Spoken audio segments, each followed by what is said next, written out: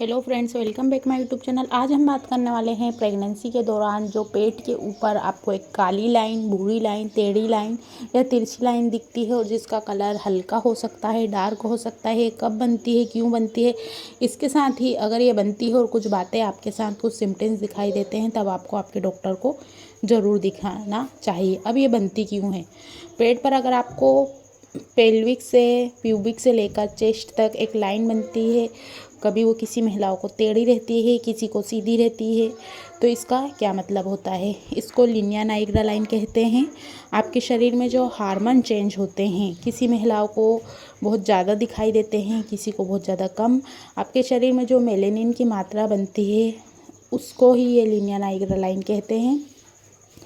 अगर आपके शरीर में मेलेनिन की मात्रा ज़्यादा बनती है तो आपको ये बहुत ज़्यादा डार्क दिखाई दे सकती है, ऊपर से सीधी दिखाई दे सकती है, नीचे जहाँ प्यूबिक तक जाती है वहाँ टेढ़ी हो जाती है। और कुछ महिलाओं के शरीर में मेलेनिन की मात्रा कम बनती है तो उनकी जो लाइन रहती है ये हल्की रहती है, लाइट रहती है। हो सकता है ये पूरी सीधी भी हो और कुछ टेढ़ी भी हो। इसको ही लिनिया नाइग्रा लाइन कहते हैं और इसको प्रेगनेंसी लाइन भी कहा जाता है। ये आपके पेट पर शुरुआत से ही मौजूद रहती है, लेकिन प्रेगनेंसी के समय ये उभर कर बाहर आ जाती है। क्यों आती है?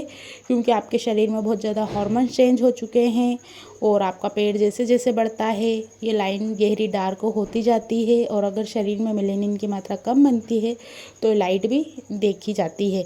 ऐसा ज़रूर नहीं कि आपको 2 बार आपने प्रेगनेंसी करी, दोनों बार डार्क दिखे। हो सकता है आपकी पहली प्रेगनेंसी के समय आपको मेलेनिन की मात्रा अधिक बनी हो तो ये बहुत ज़्यादा डार्क हो गई हो, और दूसरी बार आपने प्रेगनेंसी कंसीव की तब आपके शरीर में मेलेनिन की मात्रा कम हुई हो तो ये हल्की बनी हो।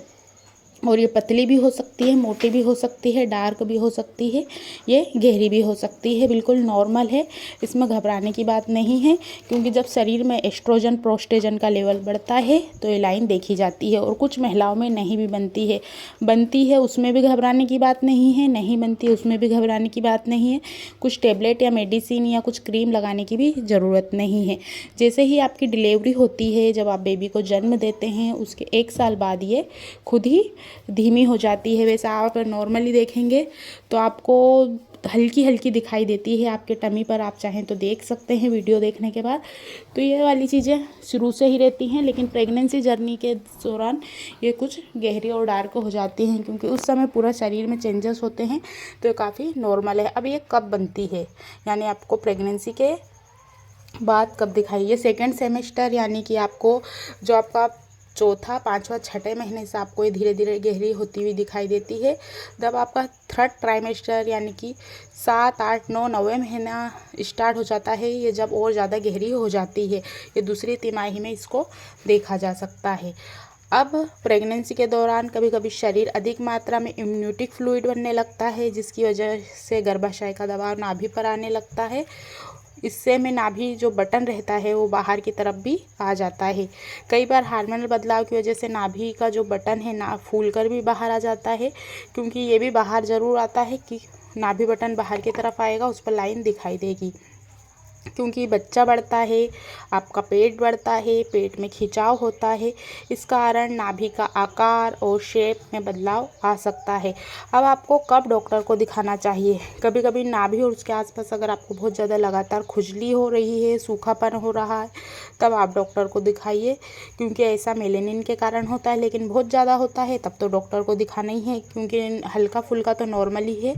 स्किन में खिंचाव आना, खुजली होना, जांघों पर खुजली होना, चेस्ट के आसपास खुजली होना, और बहुत अति होता है तब तो डॉक्टर को दिखाना चाहिए। बहुत खुजली चल रही है, उसमें लाल लाल दाने हो गए, आसपास फुंसियाँ हो गई हैं, ललीमा हो गई है, आपने कोई सा भी लोशन लगा लिया उससे भी ठीक नहीं होता, तब तो डॉक्टर को दिखाना चाहिए। अब आप घर पर क्या कर सकते हैं? आपको हाइड्रेट रहना है, ज़्यादा से ज़्यादा लिक्विड वाली चीज़ें लीजिए, पानी पीजिए, जूस पीजिए, अच्छे लोशन का उपयोग कर सकते हैं। अब नाभि बटन, लिनिया नाइग्रा लाइन को देखकर बहुत सारी महिलाएं बेबी बॉय और बेबी गर्ल का अनुमान लगाने लगते हैं, लेकिन साइंस में इसका जेंडर से कोई लेना देना नहीं बताया है।